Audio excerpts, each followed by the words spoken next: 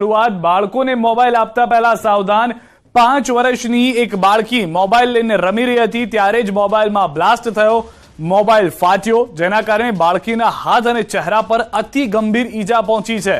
મોબાઈલના કારણે બાળકી ગુમાવી હાથની આંગળીઓ